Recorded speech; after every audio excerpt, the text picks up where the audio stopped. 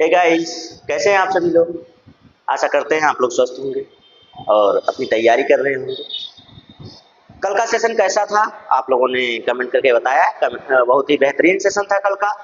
अब जानते ही हैं जब प्रैक्टिस चल रही है तो प्रैक्टिस में आप लोगों का अब तक क्या चल रहा था, लगभग फिजिक्स और केमिस्ट्री चल रहा था। लेकिन अब जो आ रहे हैं ज्यादातर उसमें फिजिक्स मिलता था। अब जो बन के आएंगे जो प्रश्न है उसमें मिसलेनियस जाएगा आपका। अभी आज फिजिक्स और केमिस्ट्री से बन रहा है, कल हो सकता है फिजिक्स केमिस्ट्री बायो तीनों से बने। तो इस तरह से अब आप लोग धीरे धीरे अपने आप को तैयार करते जाइए। एक जो स्टेप बाय मैं आपको तैयार करवाते चल रहा हूँ कि पहले आपने फिजिक्स देखा, फिर उस पर आपको केमिस्ट्री दिखा दूँ, फिर उसके बाद बायोलॉजी, मतलब स्टेप बाय स्टेप मैं आपको तैयार करता चल रहा हूँ। धीरे धीरे आपका जो कैपेसिटी है प्रैक्टिस करने का वो बढ़ता जाएगा। बहुत ही बेहतरीन तरीके से मैं आपको सिखाऊंगा, व्याख्या करता रहता हूँ। तो व्याख्या भी आपको बहुत सरल शब्दों में करता हूँ ताकि आपको कोई दिक्कत, कोई समस्या, कोई परेशानी, कोई उलझन ना हो। अगर ये सारी चीजें आपके दिमाग में चल रही हैं तो फिर समझिए कि आपके जो प्रश्न हैं वो कहीं ना कहीं आपको उलझा रहे हैं, कहीं ना कहीं आपको फंसा रहे हैं, कहीं ना कहीं आपको पढ़ने में हेजिटेशन हो रही है। तो उसको आप फ्लुएंटली करने के लिए थियरी भी देखिए और साथ में प्रैक्टिस कीजिए। थियरी अगर आप नहीं देख रहे हैं तो आप समझिए कि आप अपनी आधी चीजें छोड़ दे रहे हैं। तो आइए दोस्त, देरी ना करते हुए चलिए शुरू किया जाए।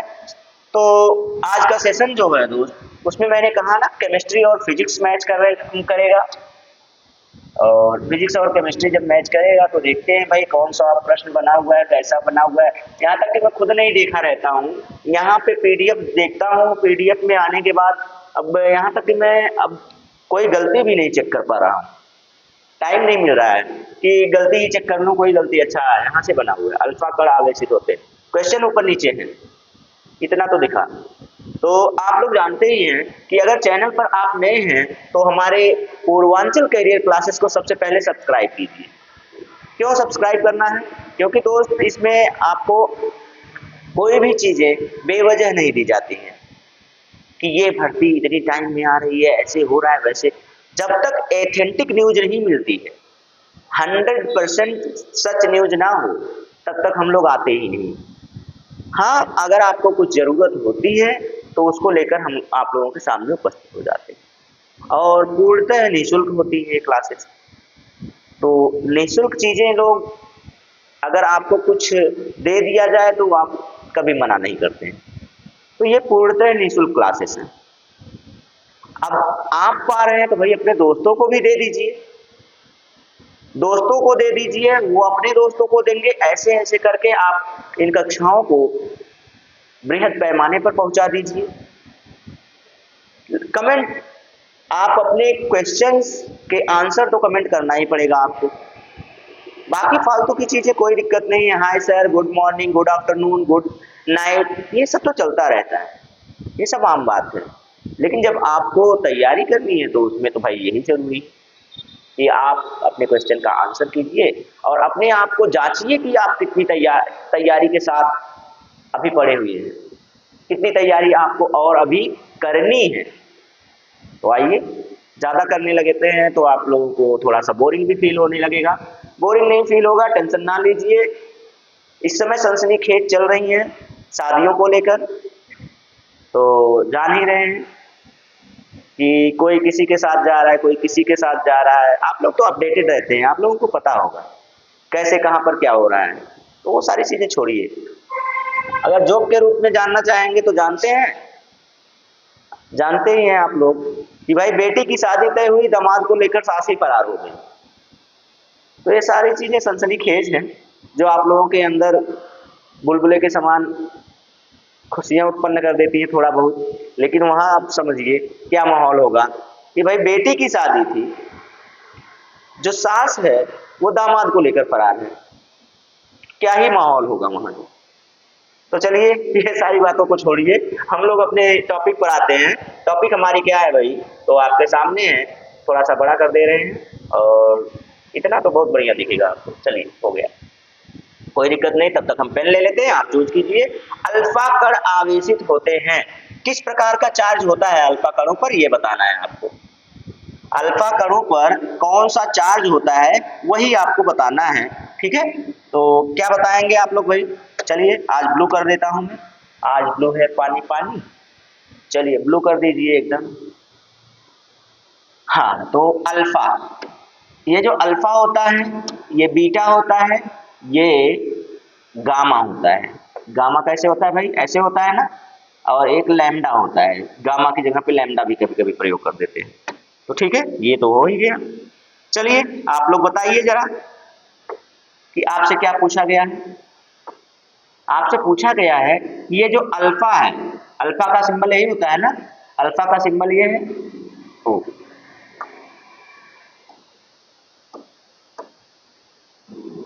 अल्फा का चार्ज क्या होता है? चार्ज का मतलब आवेश क्या होता है इस पर?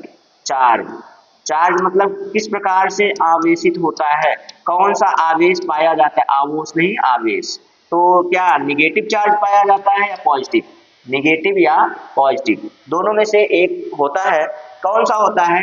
अल्फा है। तो अल्फा क्या होता है भाई? अल्फा पॉजिटिव होता है, क्योंकि आप आबनूस की छड़ को आप रेशम पर रगड़िए, आबनूस की छड़ को रेशम पर रगड़िए तो वो धनात्मक होता आवेशित हो जाता है। आवेशित में कैसा आवेशित होता है ये आप लोग जानते हैं। भाई आप हाई स्कूल पढ़ लीजिए यार, हाई स्कूल अगर आपने पढ़ा, हाई स्कूल की चीजों को आपने बढ़िया से बेहतरीन तरीके से पढ़ा, तो यहाँ पर आंसर देने में आपको कभी कोई समस्या नहीं होने वाली है। अगर आपने बेहतरीन तरीके से सीबीएसई या एनसीईआरटी पढ़ा है तो आपको कुछ नहीं पढ़ना है। आप CBSE, CBSE plus NCERT, NCERT और प्लस एससीईआरटी, एससीईआरटी, इन्हीं पुस्तकों को कॉम्बिनेशन बनाकर अगर आपने तैयार कर लिया तो आपको कोई भी एग्जाम, आपका कोई भी एग्जाम हो, इससे बाहर जाता ही नहीं, इससे बाहर जाता नहीं। लेवल आपका 10th लेवल है। लेवल कौन सा है भाई? 10th लेवल है। आप लोग जानते हैं 10th लेवल आपने बहुत बारीकी से पढ़ा होता है, लेकिन आप क्या करेंगे कि जब आप 11th जाते हैं, 12th जाते हैं, 12th के बाद आप ग्रेजुएशन में जाते हैं, ग्रेजुएशन के बाद फिर आगे आप निकल जाते हैं, तो ये हाई स्कूल की जो चीजें होती हैं ना, इनको आप भूल जाते हैं। आप भूल जाते हैं तो यही से तो प्रश्न बनते हैं। फिर आप कंपटीशन लेवल पर आते हैं, कंपटीशन लेवल पर जब आते हैं आप, आपको वापस आपका बेस तैयार करवाया जाता है। क्या तैयार करवाया जाता है? बेस तैयार करवाया जाता है। और बेस में क्या होता है भाई? यही आपकी 6 से 10 तक की पुस्तकें होती हैं। 6 से 10 तक की क्या होती हैं? पुस्तकें होती हैं। अब 6 से 10 तक की जो पुस्तकें होती है ना, इसी में आपका सार संग्रह छिपा होता है, पूरा सार छिपा होता है, इसी में आपका पूरा का पूरा सार छिपा होता है। अगर आप इसे हल कर ले गए तो आपको कहीं भी कभी भी कोई समस्या नहीं होने वाली है। चाहे आप कोई भी एग्जाम, यहाँ तक कि पीसीएस तक का एग्जाम देंगे तो यहीं से मैच करता है। पीसीएस का दीजिए तब भी यहीं से, एसएससी का दीजिए तब भी यहीं से, मतलब कोई भी एग्जाम आप दीजिए, चाहे आप आरआरबी का दीजिए, यूपीपी का दीजिए, फिर कोई भी एग्जाम दीजिए, आपको यहीं से मिलेंगे सारे प्रश्न, यहीं से सारे प्रश्न बनते हैं। सीबीएसई में तो लाइन बाय लाइन होता है, इसमें भी यही, मतलब इस आपने एक पढ़ लिया तो समझिए 90% आपने किसी भी बुक को पढ़ लिया, तीनों में से एक पढ़ लिया तो 90% वो मैच कर जाएगा आपके किसी भी सिलेबस से। सीबीएसई में भी वही है, एनसीईआरटी में भी वही है। जरूरी नहीं है आप तीनों बुक पढ़िए, तीनों नहीं आपको पढ़ना है, एक आप पढ़ लीजिए, 90% आपका तैयार। अब एक आपने पढ़ा 90% तैयार, 90% तो फिर आपको इसमें नहीं पढ़ना पड़ेगा ना, इसमें बचा क्या? 5%, इसमें भी 5%, 5% चाहे इसे पढ़ लीजिए, चाहे इसमें 5% पढ़ लीजिए। आप पढ़ेंगे तो आपका 10% ये भी तैयार है, यानी कि 99% तो तैयार हो जाएगा आपका। 1% होता है आपके मेंटल एबिलिटी जो आपकी होती है, मानसिक जो अभिरुचि होती है आपकी, मेंटल कैपेसिटी जो होती है उस पर होता है, वो आपको तैयार करा देगा। चलिए तो इस प्रश्न का आंसर क्या होगा दोस्त? अभी मैंने बताया न्यूट्रल। न्यूट्रल कौन होता है भाई? तो न्यूट्रल आपका गामा होता है। न्यूट्रल क्या होता है? न्यूट्रल आपका गामा होता है। और शून्य कोई होता ही नहीं है, ऋणात्मक आपका बीटा हो जाएगा। और बचा क्या? अल्फा बचा। बचा क्या भाई? तो बचा क्या? अल्फा बचा है। अल्फा आपका धनात्मक होता है, ठीक है। ये हो गया आपका इसमें राइट आंसर। धनात्मक यानी कि पॉजिटिव, धनात्मक यानी कि क्या होता है? पॉजिटिव होता है, ठीक है। लीजिए पॉजिटिव होता है, पॉजिटिव चार्ज होता है इस पर। ठीक हो गया। चलिए अगले प्रश्न पर चलते हैं, प्रश्न अगले को देखते हैं। अगला प्रश्न क्या है, ये रहा आपका, परमाणु के नाभिक के अंदर कौन सा कण होता है? परमाणु के नाभिक के अंदर कौन सा कण होता है? अब परमाणु का जो नाभिक होता है ये किसने खोजा था दोस्त? तो एक वैज्ञानिक थे रदरफोर्ड नाम के। कौन से वैज्ञानिक थे भाई? रदरफोर्ड नाम के वैज्ञानिक थे। इन्होंने नाभिक बताया कि जो परमाणु होता है उसके अंदर नाभिक होता है। उसके अंदर क्या होता है भाई? एक नाभिक होता है। ठीक है, एक नाभिक होता है और उसको किससे दर्शाया जाता है? प्लस से दर्शाया जाता है। ठीक है, एक नाभिक होता है और इसमें बताया गया कि आप जानते हैं ईटा पर नाचे, एक ट्रिक है जो आपको बचपन से ही बताई जाती है। क्या बताई जाती है? ईटा पर नाचे, ईटा पर नाचे। तो ये बताया जाता है आपको, ई से क्या बताया जाता है? ई से बताया जाता है कि भैया इलेक्ट्रॉन होता है। क्या होता है? इलेक्ट्रॉन होता है। इलेक्ट्रॉन के साथ कौन है? टा लिखा हुआ है। तो इनको टॉमसन या थॉमसन दोनों कहते हैं। टॉमसन या आप थॉमसन कहिए, दोनों नाम इनका कहा जाता है। ठीक है, और इसका क्या बचा? पर का मतलब क्या होता है? पा से होता है प्रोटॉन। पा से क्या होता है भाई? प्रोटॉन होता है और प्रोटॉन के साथ रा लगा हुआ है, यानी कि रदरफोर्ड महाराज आ गए। रदरफोर्ड ने इस प्रोटॉन की खोज की थी। रदरफोर्ड, हाँ, फोर्ड ने की। अब नाचे है, नाचे ना का मतलब क्या होता है? ना का मतलब होता है न्यूट्रॉन। ना का मतलब क्या होता है? न्यूट्रॉन। न्यूट्रॉन, अब उसके साथ च लगे हुए हैं, यानी कि जेम्स चैडविक। कौन है भाई? James Chadwick. James Chadwick. ठीक है, इतनी जानकारी आपके पास होनी जरूरी है जब आप क्या केमिस्ट्री और फिजिक्स पढ़िए। तो केमिस्ट्री और फिजिक्स पढ़िए तो इतनी जानकारी भी आपके पास होना जरूरी होती है। ठीक है, तो चलिए चलते हैं। 1 मिनट रुक जाइए यार, ये सारी चीजें। चलिए, हो गया। तो अब इसमें चलते हैं। तो इसने जो ये रदरफोर्ड महाराज हैं, इन्होंने प्रोटॉन की खोज की थी। प्रोटॉन के साथ साथ इन्होंने क्या किसकी खोज की थी? कि इन्होंने बताया कि परमाणु के अंदर एक नाभिक होता है। क्या होता है भाई? एक नाभिक होता है। नाभिक में चार्ज कौन से होते हैं? अब वो मैं बता दे रहा हूं। ये नाभिक है, नाभिक के अंदर इन्होंने बताया कि एक क्या होते हैं? अब आपने देखा इलेक्ट्रॉन, प्रोटॉन प्लस न्यूट्रॉन, तीन चीजें होती हैं। इलेक्ट्रॉन, प्रोटॉन प्लस न्यूट्रॉन, तीन चीजें। इलेक्ट्रॉन हमेशा क्या होता है? ऋणावेशित होता है। प्रोटॉन हमेशा क्या होता है? पॉजिटिव चार्ज का होता है। न्यूट्रॉन का नाम ही न्यूट्रॉन है। न्यूट्रॉन मतलब न्यूट्रल, न्यूट्रल मतलब उदासीन। अच्छा, पिछले वाले क्वेश्चन में लिखा गया था न्यूट्रॉन उदासीन, न्यूट्रल उदासीन। न्यूट्रॉन जो होता है वो हमेशा क्या होता है? उदासीन होता है। उदासीन का मतलब ये किसी से क्रिया ही नहीं करता है, कोई चार्ज ही नहीं, कोई आवेश ही नहीं होता है इस पर। इस पर क्या होता है? कोई आवेश नहीं होता है। ठीक है, ये आवेशहीन होता है। अब आप आएंगे तो आपको मैं बता दूं कि ये जो नाभिक होता है, नाभिक में आपको नाभिक के बाहर इलेक्ट्रॉन हमेशा क्या होता है? घूमता रहता है, चक्कर लगाता रहता है इसके बाहर। तो इलेक्ट्रॉन बाहर होता है। तो नाभिक में पूछा गया कि कौन कौन सा होता है, नाभिक के अंदर कौन सा होता है। ये तो नाभिक के बाहर की बात हो गई। नाभिक के बाहर इलेक्ट्रॉन रहते हैं, लेकिन नाभिक के अंदर ये जो प्लस चार्ज के अंदर ये जो अंदर दिख रहा है, प्लस चार्ज दिख रहा है, इसमें कौन से होते हैं? तो इसमें मैं आपको बता दूं, इसमें आपके प्रोटॉन क्या मिलेगा? प्रोटॉन मिलेंगे और प्लस न्यूट्रॉन मिलेंगे। ये दोनों के दोनों अंदर क्या होते हैं? अंदर बैठे होते हैं और इलेक्ट्रॉन बाहर दौड़ता रहता है। इलेक्ट्रॉन क्या होता है? बाहर दौड़ता रहता है और दूसरे से अगर कोई पॉजिटिव चार्ज दिख गया है, उस क्या करता है? उससे क्रिया कर लेता है। ठीक है, वो छोड़िए, आप बस इतना जानिए कि एक परमाणु के में तीन चीजें होती हैं, एक तो इलेक्ट्रॉन, दूसरा प्रोटॉन, तीसरा न्यूट्रॉन। तो नाभिक में कौन कौन से होते हैं उसके? तो नाभिक में आपको प्रोटॉन और न्यूट्रॉन मिलेंगे। देखिए किस ऑप्शन में है? ऑप्शन नंबर बी दिख रहा है इसमें मेरे। इसमें कौन सा ऑप्शन दिख रहा है भाई? तो इसमें आपका ऑप्शन प्रोटॉन और न्यूट्रॉन, ये दो चीजें दिख रही हैं, यही आपका राइट आंसर करेंगे, राइट आंसर बनाएंगे। बाकी केवल न्यूट्रॉन गलत है, प्रोटॉन और इलेक्ट्रॉन ये भी गलत है। केवल इलेक्ट्रॉन, इलेक्ट्रॉन तो बाहर होता है ना। अगर पूछता कि नाभिक के बाहर कौन सा चार्ज होता है तो आपको आराम से आप दिखा सकते थे। ठीक है, चलिए हो गया। कोई दिक्कत, कोई परेशानी अगर हो तो बताइएगा। मुझे नहीं लगता कि कोई परेशानी आपको होने वाली है। आपके अंदर भी एक नाभिक है, वो नाभिक आपके शरीर का केंद्र बनाता है। क्या बनाता है? शरीर का केंद्र बनाता है। लेकिन आपके नाभिक में इलेक्ट्रॉन प्रोटॉन न्यूट्रॉन नहीं पाए जाएंगे, ये आपके इसमें नहीं पाए जाएंगे, ठीक है। इसमें इलेक्ट्रॉन प्रोटॉन और न्यूट्रॉन नहीं पाए जाते हैं। आप भोजपुरी गाने सुनिए तो आपको बहुत सी चीजें देखने को मिलेंगी, तो वो अलग बात है, छोड़िए। वहां पे तो बहुत गंदा ही काम कर देते हैं लोग, एकदम अश्लीलता डाल देते हैं गाने में। चलिए ठीक है। सौर ऊर्जा का स्रोत होता है। सौर ऊर्जा का स्रोत क्या होता है, मतलब सौर ऊर्जा बनती कैसे है?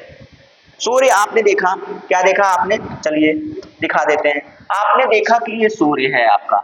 सूर्य को ऊर्जा कहाँ से मिलती है?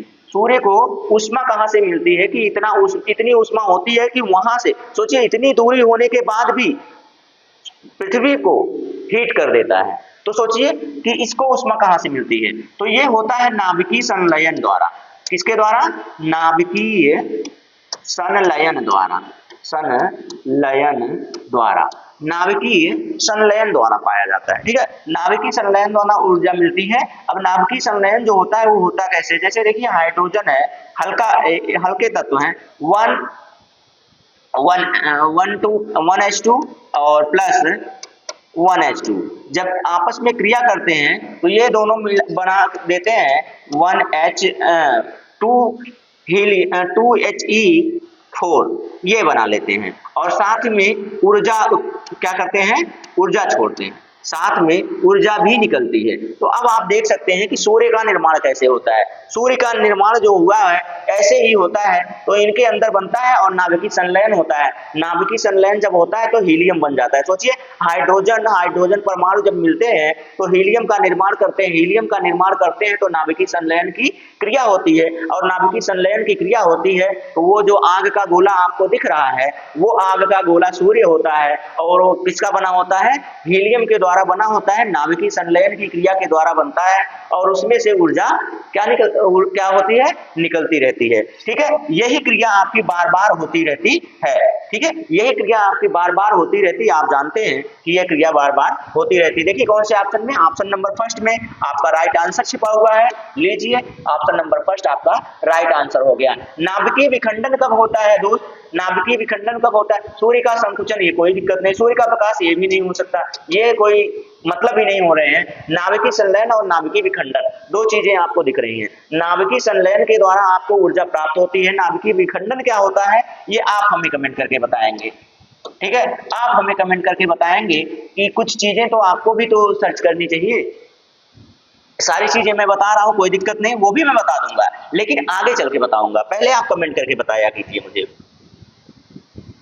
वो भी मैं आपको बता दूंगा कि नाभिकीय विखंडन क्या होता है, ठीक है। वाष्पीकरण के फलस्वरूप होता है। वाष्पीकरण के फलस्वरूप क्या होता है? कौन सा ऑप्शन में देखेंगे, फिर उसके बाद पूरा ऑप्शन देखने के बाद ही आंसर किया कीजिए। ऑप्शन नहीं देखेंगे तो मजा नहीं आएगा। चलिए ऑप्शन देखिए और बताइए मुझे क्या हो रहा है इसमें। तापमान और दाब में याच्छादिक है, उल्टा हो गया है, गलत हो गया है।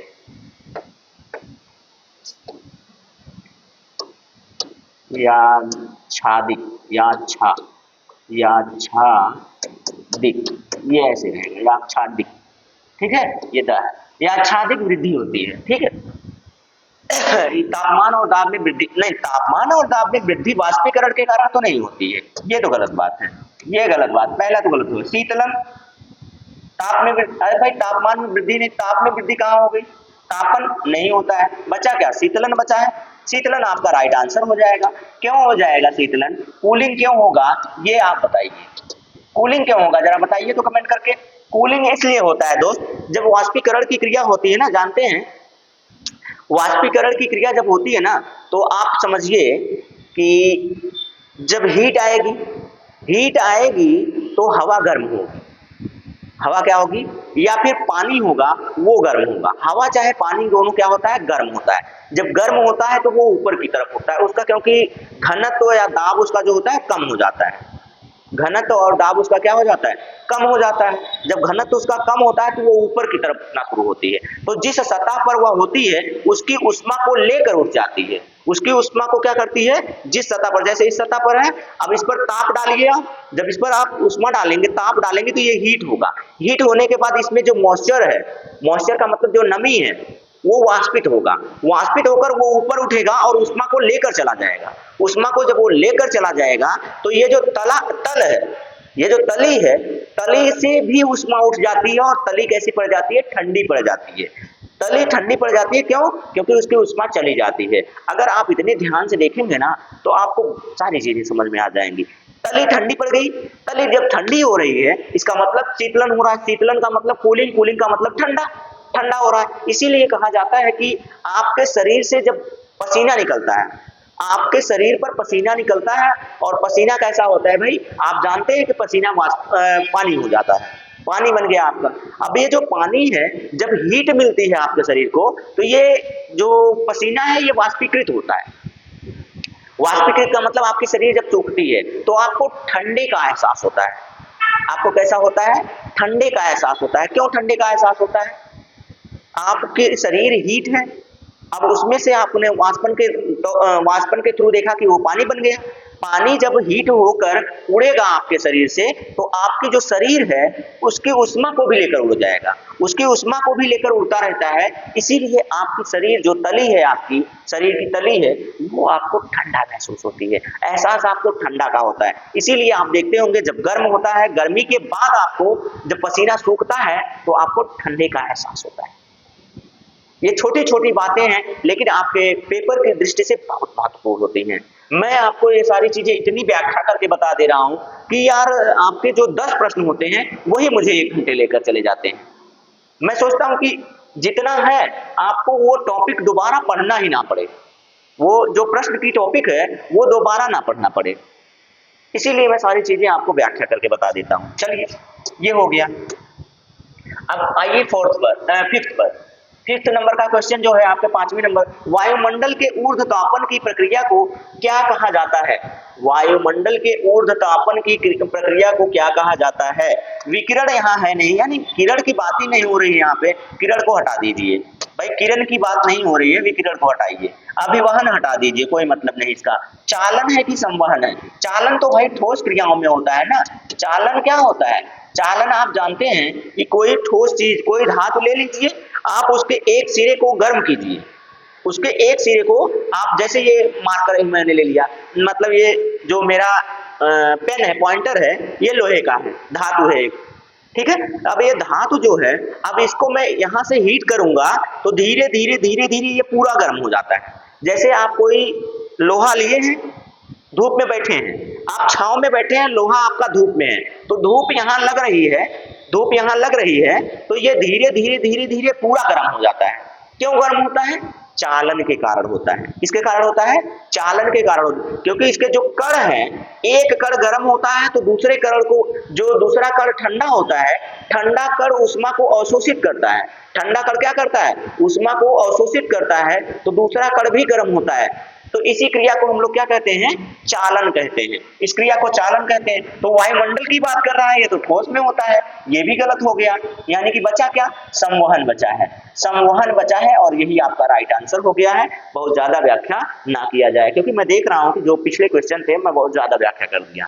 तो चलता हूं, थोड़ा आगे चलता हूं। ये भी बता दिया मैंने। और संवहन होता है, संवहन क्या होता है? ऊर्ध्वतापन में संवहन होता है। क्यों होता है वो भी बता दूं थोड़ा सा। अच्छा, जानते हैं जब सूर्य का प्रकाश पड़ता है पृथ्वी गर्म होती है, सूर्य का प्रकाश चलता है तो पृथ्वी गर्म होती है। पृथ्वी जब गर्म होती है तो उस पर जो वायु होती है वह भी गर्म होती है। जब वो गर्म होती है वायु, तो वायु गर्म होने पर उसका घनत्व कम हो जाता है।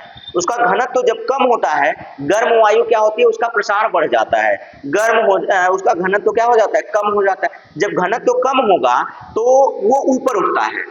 जब हल्की होगी वायु, वायु जब गर्म होती है तो घनत्व कम होता है, घनत्व कम होता है तो वो हल्की हो जाती है। जब वायु हल्की होती है तो वो ऊर्ध्व यानी कि ऊपर की तरफ उठना शुरू होती है। ऊर्ध्व का मतलब क्या है? ऊपर की तरफ उठना शुरू हो जाती है। जब वो वायु ऊपर, गर्म वायु ऊपर उठती है तो बगल की जो ठंडी वायु होती है उसका स्थान लेती है। तो ऐसे ही क्रियाएं होती रहती हैं, और इसी को हम लोग क्या कहते हैं? संवहन कहते हैं। ठीक है, इसी को हम लोग क्या कहते हैं? संवहन कहते हैं। ठंडी जो वायु होती है, ठंडी वायु गर्म वायु का स्थान लेती है, गर्म वायु का स्थान लेती है, इसे विस्थापित कर देती है और ये ऊपर की तरफ वायुमंडल में उठती रहती है। ऊपर की तरफ वायुमंडल में उठती है, ये उसका स्थान लेती रहती है और यही क्रिया क्या हो जाती है, संवहन की क्रिया हो जाती है। ठीक है, समझ में आ गया होगा आपको। और ये उठती है तो कहाँ जाती है, उड़ती है तो वायुमंडल में जाती है। गर्म वायु वायुमंडल में जाएगी तो ताप बढ़ेगा कि नहीं बढ़ेगा, ताप बढ़ेगा ना, वायुमंडल का ताप बढ़ेगा कि नहीं बढ़ेगा, वायुमंडल का ताप बढ़ जाता है। तो यही है ऊर्ध्वतापन की प्रक्रिया जो संवहन कहलाती है। ठीक, चलिए आगे चलते हैं अगले प्रश्न पर। आज मैं उम्मीद कर रहा हूँ कि 10 ही प्रश्न पढ़ाऊं, क्योंकि 10 प्रश्न में खुद ही 1 घंटा ले लेगा, उम्मीद है। ठोस पदार्थों में ऊष्मा स्थानांतरण की प्रक्रिया को किस नाम से जाना जाता है, बस इतना जानिए, के रूप में जाना जाता है। किस नाम से जाना जाता है वही बात है। आप प्रश्न को समझ जाएंगे, अपनी भाषा में परिवर्तित कर लेंगे, कोई दिक्कत कोई परेशानी नहीं होने वाली है आपको। चलिए, तो ऊष्मा रोधन, रोधन का मतलब रोकना, गलत बात, खत्म।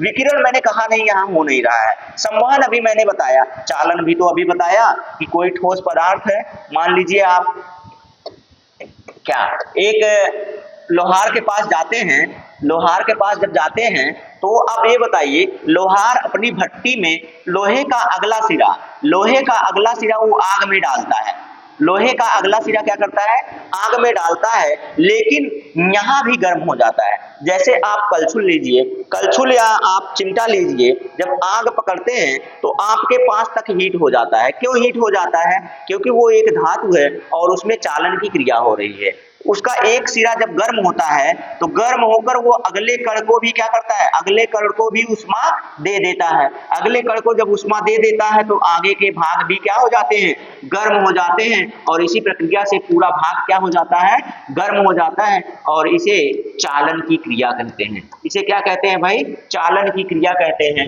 यह चालन की प्रक्रिया है और इस प्रश्न का राइट आंसर क्या बन गया, तो चालन बन गया। ठीक है, अब ये मैंने आपको अभी पिछले प्रश्न में बता दिया था कि चालन क्या होता है। चलिए आगे चलता हूं अगले प्रश्न पर, छठा हो गया, 7वें पर चलता हूं। 7वां प्रश्न देख लीजिए, आपके लिए महत्वपूर्ण प्रश्न। ये गोले से लिया गया है। गोलाकार दर्पण की परावर्तक सतह के केंद्र को क्या कहा जाता है। अब मान लीजिए, क्या मानेंगे आप, मैं बता रहा हूं क्या मानना है।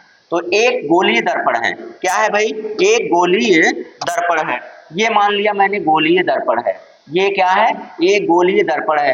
अब गोलीय दर्पण आपने देख लिया, उसने पूछा है कि परावर्तक सतह, परावर्तक का मतलब कोई प्रकाश आप यहां से डालेंगे, आप प्रकाश यहां से डाल रहे हैं तो यहीं से तो यहां डालेंगे, तो जहां से परावर्तित होगी ये किरण, जहां से ये किरण जहां से परावर्तित होगी उसी को तो परावर्तक तल कहेंगे। ठीक है, कोई बात नहीं। तो उसने पूछा कि इसका जो केंद्र है, क्या पूछा कि ये जो केंद्र है इस केंद्र को क्या कहेंगे। तो मेरे दोस्त, इस केंद्र को हम लोग क्या कहते हैं, इस केंद्र को हम लोग पोल कहते हैं। क्या कहते हैं, पोल। पोल का मतलब क्या होता है, ध्रुव होता है। पोल का मतलब क्या होता है, ध्रुव होता है। ध्रुव किसी ऑप्शन में है आपके, तो ध्रुव ये देखिए, वक्रता केंद्र दिया है, वक्रता का केंद्र दिया है, और मुख्य अक्ष दिया है, वक्रता त्रिज्या दिया है। ठीक है, वक्रता त्रिज्या दिया है। तो अब मैं आपको बता दूं, ये सारी चीजें जितना दिया है सब बता दे रहा हूं, लीजिए बता दे रहा हूं। ये देखिए आपका क्या है, ये आपकी आपतित किरण कहलाती है। ये क्या कहलाती है, आपतित किरण। आपतित मतलब आकर गिर रही है उस पर, इसलिए आपतित किरण होती है। और ये क्या होती है, परावर्तित, मतलब कि लौट कर आ रही है, परावर्तित किरण। आपतित किरण और परावर्तित किरण, 2 किरण हो गई, परावर्तित किरण। ठीक है, ये परावर्तित किरण हो गई। तो ये जो पोल है, पोल से एक लाइन आती है, पोल से एक ये लाइन आती है और ये पार कर जाती है। तो ये जो लाइन जा रही है बीचों बीच एकदम जा रही है, केंद्र से होकर जा रही है, इसी को हम लोग मुख्य अक्ष कहते हैं। क्या कहते हैं भाई, मुख्य अक्ष कहते हैं, इसे मुख्य अक्ष कहते हैं। ठीक है, कोई बात नहीं। अब इसी के सामने, अब इसके सामने यहां पर कुछ ही दूरी पर आपको देखने को मिलेगा एफ। एफ को हम लोग क्या कहते हैं, फोकस दूरी कहते हैं। इस एफ को हम लोग क्या कहते हैं भाई, फोकस दूरी कहते हैं। और इसी के समान दूरी, मतलब ये जितनी दूरी है इसी की दोगुनी दूरी पर, दोगुनी का मतलब उसी की उतनी ही आगे की दूरी पर ये जो होता है इसे कहते हैं वक्रता केंद्र। इसे क्या कहते हैं भाई, इसे कहते हैं हम लोग वक्रता केंद्र। अब आपको ये सारी चीजें, ये सारे बिंदु गोलीय दर्पण के जितने भी हैं वो आपको समझ में आ गया होगा। और ये जो आपतित किरण है परावर्तित हो रही है तो इसमें sine i by sine i sine r आपने सुना होगा। Sine i is equal to sine r आपने सुना होगा। ये दोनों किरण दोनों के दोनों क्या होते हैं, बराबर होते हैं एक दूसरे के। ठीक है, आपतित किरण परावर्तित किरण के बराबर होती है, ये जानते रहिए। ये आपका एक फॉर्मूला बहुत ज्यादा हो जाएगा भाई, बस आप इतने को जानते रहिए, बहुत ज्यादा। मैं अभी पूरा पूरा गोलीय दर्पण यहाँ बना के आपके सामने रख देता, लेकिन दिक्कत वो है कि समय का अभाव है भाई। प्रैक्टिस सेट चल रहा है, प्रैक्टिस में मैं थ्योरी पूरी करा दूंगा तो गलत हो जाएगा। चलिए, तो ये क्या हो गया, वक्रता केंद्र। अब इन दोनों में संबंध देखिए क्या होता है। कभी भी आप बनाइए तो पहले आप पोल बनाएंगे, पोल आपने बनाया, पोल की जितनी दूरी पर, पोल की जितनी दूरी पर आप फोकस दूरी को दर्शा रहे हैं, यानी कि एफ को दर्शा रहे हैं, उसी का सेम, जैसे कि ये 5 सेंटीमीटर पर आप दर्शा रहे हैं, 5 सेंटीमीटर पर आप इसे दर्शा रहे हैं, ठीक है। तो इसको आप वक्रता केंद्र को आपको 10 सेंटीमीटर पर दर्शाना पड़ेगा, क्योंकि ये दोनों का संबंध होता है कि चलिए आर से दिखा दे रहे हैं। आर बराबर 2f होता है। आर बराबर क्या होता है, 2f होता है। मतलब कि अगर आर निकालना हो तो 2f, और इसका मतलब अगर f निकालना पड़े तो r/2 करना पड़ेगा आपको, r/2। फोकस दूरी अगर आपको त्रिज्या दिया है, त्रिज्या आपको दिया है तो हाँ ये त्रिज्या आपको दिया है, त्रिज्या दिया है तो आप क्या करेंगे, वक्रता केंद्र, वक्रता त्रिज्या कहेंगे इसे। वक्रता त्रिज्या दिया है तो वक्रता त्रिज्या आपको दिया गया है जब, तो आप फोकस दूरी निकाल सकते हैं। फोकस दूरी दी गई है तो वक्रता त्रिज्या निकाल सकते हैं। दोनों आप आसानी से निकाल सकते हैं, दोनों का आधा और दोगुना करके। ठीक है, चलिए, तो इसका क्या अर्थ था भाई, इसका आंसर क्या था, इसका आंसर आपका है ध्रुव। राइट आंसर आपको मिल गया। ठीक है, सारी चीजें आपको मिलती जा रही हैं। क्लास कैसी लग रही है जरूर कमेंट किया कीजिए। देखिए बेहतरीन क्लास है, मैं पूरी तरह से व्याख्या करता रहता हूं हर प्रश्न का, हर प्रश्न की व्याख्या आपको बहुत अच्छे तरीके से करता हूं। अगर शब्दों में कोई जटिलता आपको दिखे आप कमेंट कर दिया कीजिए, मैं उससे भी आसान शब्द ले लूंगा, आपके घरेलू भाषा में समझाना शुरू कर दूंगा कि देखा भैया ऐसे होला। ठीक है, ऐसे भी बता सकता हूं मैं आपको। क्या है भाई, ठोस कार्बन डाइऑक्साइड को भी कहा जाता है, भी कहा जाता है। क्या कहा जाता है भाई, ठोस कार्बन डाइऑक्साइड को कहा जाता है। मैंने आपको थ्योरी की क्लास में भी पढ़ाया है और यहां भी उम्मीद है कि पढ़ाया हूं, थ्योरी की क्लास में मैंने पढ़ाया है और एनसीईआरटी में भी पढ़ाया है, एनसीईआरटी सार संग्रह में पढ़ाया था, उसमें पढ़ाया। आप पूर्वांचल कैरियर क्लासेस के प्लेलिस्ट में जाएंगे जहां पर आपको साइंस या एनसीईआरटी सार संग्रह दिख जाए साइंस की, आप उसमें देखेंगे तो आपको आसानी से ये प्रश्न बहुत अच्छे तरीके से मिल जाएगा। बखूबी मैं समझाया हुआ, यहाँ भी थोड़ा सा समझाने का प्रयास करूंगा और उसके बारे में थोड़ी जानकारी दूंगा, आप टेंशन ना लीजिए। जानकारी का मतलब क्या है, तो हाँ, ठोस कार्बन डाइऑक्साइड को हम लोग शुष्क बर्फ कहते हैं ना, शुष्क बर्फ भी तो कहते हैं, शुष्क बर्फ। और शुष्क बर्फ को यहाँ किस शब्द से लिखा गया है, गहन जमी बर्फ नहीं है, शुष्क बर्फ। ये देखिए, शुष्क हिम या शुष्क बर्फ, ये तो गलत है, कार्बन समस्थानिक। हिम, हिम भी नहीं कह सकते, शुष्क बर्फ कह सकते हैं। ठीक है, शुष्क बर्फ कहते हैं इसको। अब ये जो शुष्क बर्फ है दोस्तों, बर्फ का घनत्व जो होता है, बर्फ का घनत्व पानी से कम होता है। बर्फ का घनत्व क्या होता है, पानी से कम होता है। अब बर्फ का घनत्व जब पानी से कम होता है, इसीलिए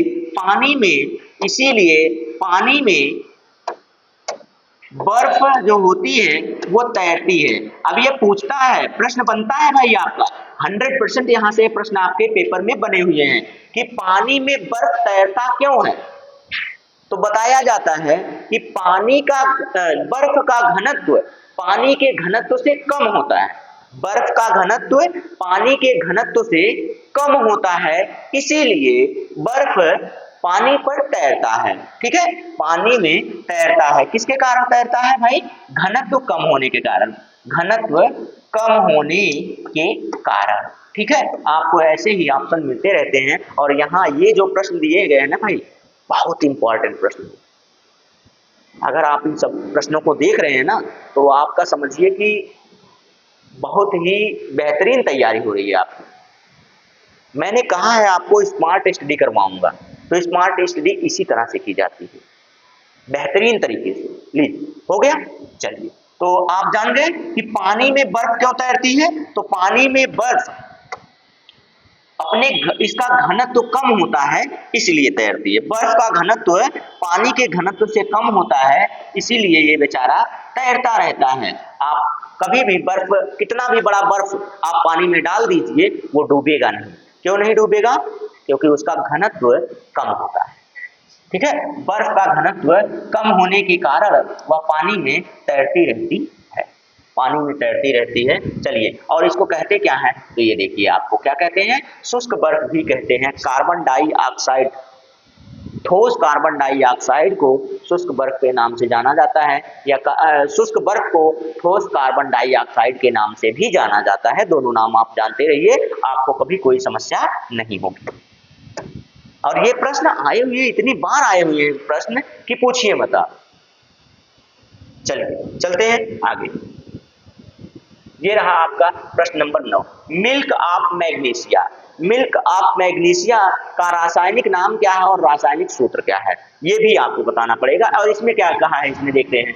में मौजूद क्षारीय घटक जिसका उपयोग रेचक यानी कि लैक्सेटिव के रूप में किया जाता है, वह क्या है भाई? मैग्नीशियम क्लोराइड है, मैग्नीशियम कार्बोनेट है, मैग्नीशियम ऑक्साइड है, या मैग्नीशियम हाई नहीं है भाई, डाई ऑक्साइड होना चाहिए। ये क्या होना चाहिए? हाइड्रोक्साइड। हाइड्रोक्साइड नहीं होना चाहिए। अच्छा, नहीं, ठीक ठीक ठीक ठीक, सही है, सही है। Magnesium oxide, magnesium dioxide. ठीक, कोई बात नहीं, चल जाएगा, काम हो गया, मिल गया आपको। चलिए, आप बताइए तो जरा। मैग्नीशियम हाइड्रोक्साइड, मैग्नीशियम हाइड्रोक्साइड, ये हो गया आपका। मैग्नीशियम ऑक्साइड, ये में नहीं रहेगा, ये मैग्नीशियम ऑक्साइड हो गया। Magnesium carbonate MgCO3, magnesium chloride MgCl2। ठीक है, MgCl2। ठीक, तो ये सबका तो मैंने लिख दिया। चलिए, कोई बात नहीं, सबका लिख दिया, सबको हटा भी दे रहा हूँ, सबको हटा भी दे रहा हूँ, क्योंकि सबकी जरूरत भी नहीं है, आप कंफ्यूज हो जाओ। चलिए, इनको हटा दिया। मैग्नीशियम ऑक्साइड, मैग्नीशियम ऑक्साइड जो होता है दोस्त, इसी को आप लोग क्या कहते हैं? मिल्क ऑफ मैग्नीशिया कहते हैं। क्या कहते हैं? मिल्क ऑफ मैग्नीशिया कहते हैं। Milk of magnesia, milk of magnesia. ठीक है, मिल्क ऑफ मैग्नीशिया कहते हैं। ठीक, अब मिल्क ऑफ मैग्नीशिया जो होता है, ये किस काम में आता है दोस्त? ये पेट की अम्लीयता को दूर करता है, पेट की अम्लीयता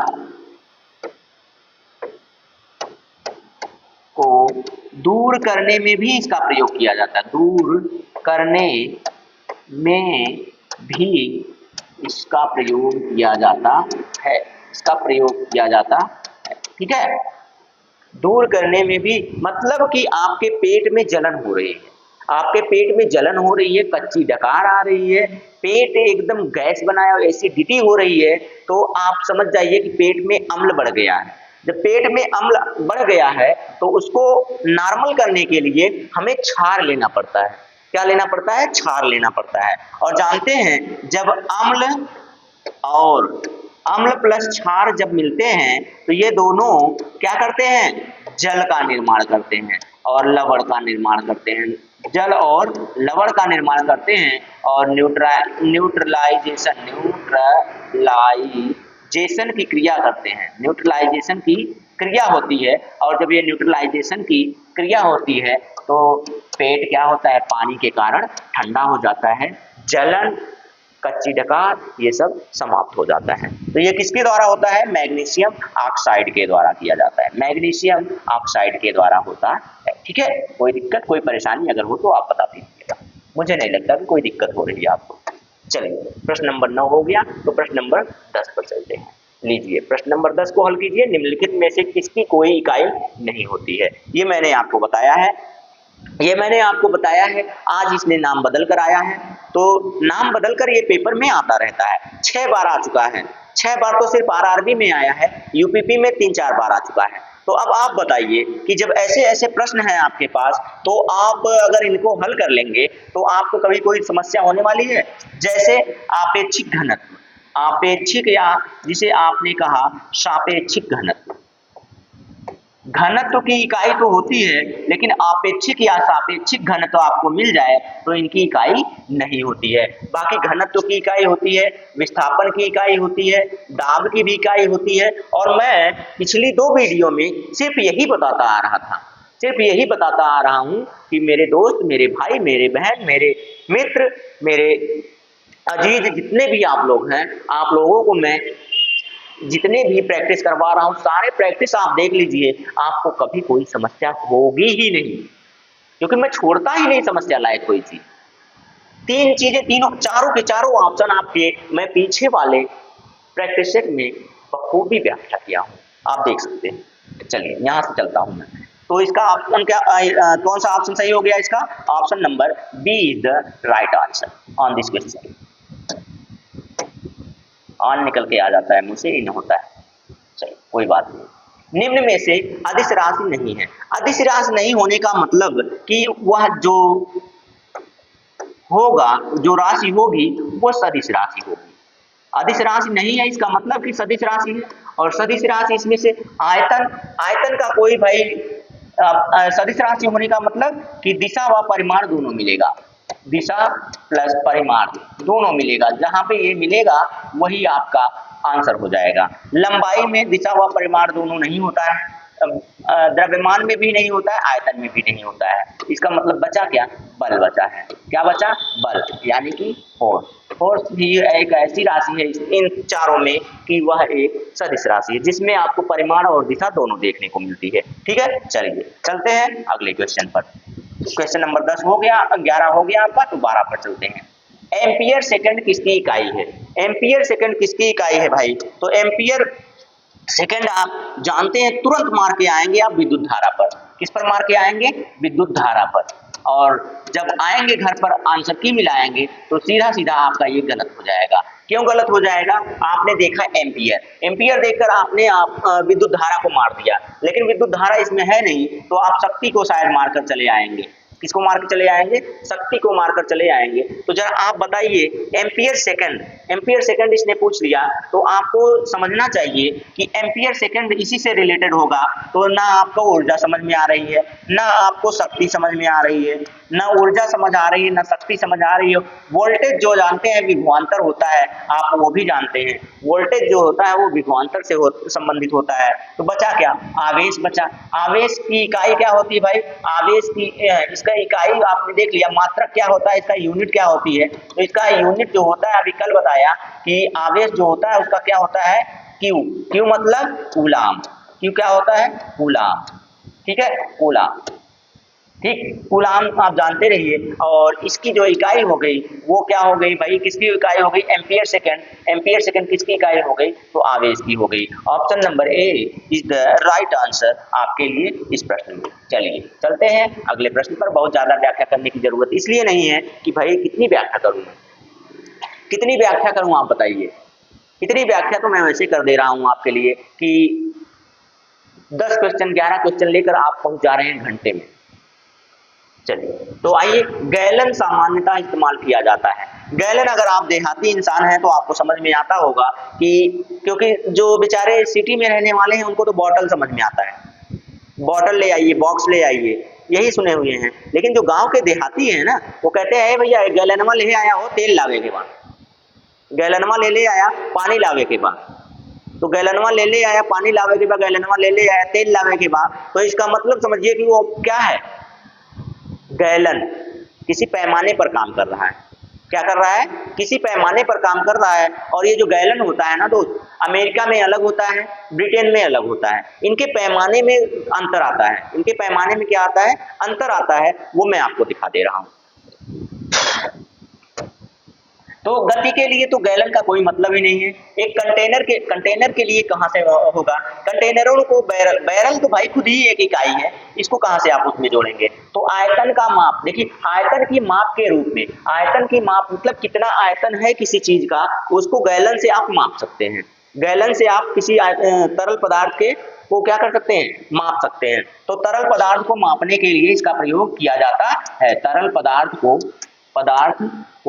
मापने के लिए इसका प्रयोग किया जाता है, मापने के लिए प्रयोग में लिया जाता है। तो आप समझ सकते हैं, आप लिया जाता है। तो मैं आपको बताऊं कि भाई ये जो अमेरिका होता है यानी कि यूएसए होता है, अमेरिका में एक गैलन बराबर क्या होता है, तो एक गैलन बराबर इसको 3.7 ऐसे कुछ करके होता है, 3.7 लीटर ऐसे करके होता है एक गैलन का मतलब। और अमेरिका तो हो गया। ब्रिटेन की बात कर ले, ब्रिटेन की बात कर ले, ब्रिटेन यानी कि इंग्लैंड की बात कर। अब ये जो ब्रिटेन होता है, ब्रिटेन में इसका मतलब होता है 4.5 के आसपास, 4.5 के आसपास लीटर में होता है। तो अब दोनों जगह पे पैमाने अलग अलग हैं, दोनों जगह पे पैमाने अलग अलग हैं। इन पैमानों के हिसाब से चलेंगे तो हमारे यहाँ जो गैलन है लगभग 5 लीटर के आसपास होता है। हमारे यहाँ जो गैलन होता है वो लगभग 5 लीटर। अरे आपने डब्बा नहीं देखा हुआ है, आपने गैलन का मतलब डब्बा, जैसे आप बैटरी का पानी लेने जाते हैं, आपको एक गैलन यानी कि डब्बा दिया होता है चौड़ाकार, जिस पर ढक्कन लगा होता है, पकड़ने लायक होता है, हत्था भी लगा होता है, तो वही तो होता है गैलन। गैलन यार बड़ा आसान सा चीज है, आप समझ नहीं पा रहे हैं। गैलन आप जैसे कि आप क्या लेने जाए तो आपको दिखाएंगे, दिखा दे रहे हैं आपको गैलन। चलिए एक मिनट, आपको गैलन भी दिखा दे रहे हैं।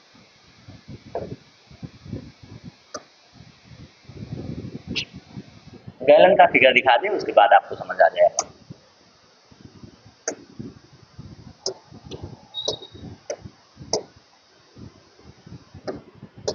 एकदम शुद्ध लिखेंगे, शुद्ध लिख के देगा फिगर। ओ फिगर हो गई, क्या लिख रहे हैं ठीक जी। गैलन का फिगर यार मैच नहीं कर रहा है क्या, नॉट फाउंड। गैलन की जगह ये क्या दे रहा है भाई, ये खूबसूरती और ये तुरई, स्पंजी गार्ड सब क्या दे रहा है यार, गैलन नहीं आ रहा है। चलिए अब मैं आपको कह दूं, बैटरी का पानी, ओ गलत लिख रहा हूँ, चलिए बैटरी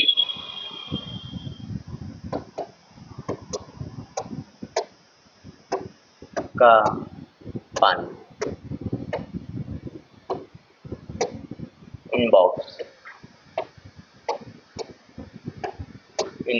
आपको एक चीज दिखाने में ये हालत हो रही है। बैटरी का पानी इनबॉक्स शॉपिंग इमेज बॉक्स में देखिए, ये भी गैलन के रूप में आता है, लेकिन गैलन का शुद्ध रूप आपको यहाँ मिल नहीं रहा है, जो आप लोग हत्थे में लेके आते हैं, हाथा पकड़ के, वो वाला बॉक्स आ जाए भाई। ये देखिए, ये रहा गैलन। इतना मेहनत करने के बाद आपको गैलन दिख रहा है। पैमाना तो वहां भी है, वो भी गैलन ही है जो हरा वाला दिख रहा था, लेकिन ये गैलन आपको देसी लोगों के पास मिल जाएगा, किसान के पास अक्सर मिलेगा, किसान के पास अक्सर मिलता है, क्योंकि उन्हें तेल लाना होता है, उन्हें पानी लेना होता है। तो गैलन, ये देखिए हत्था लगा हुआ है इधर, ये पैमाना अब ये 5 लीटर के आसपास लग रहा है मेरे देखने में ये 5 लीटर के आसपास लग रहा है, 4.5 या 5 लीटर के आसपास लग रहा है।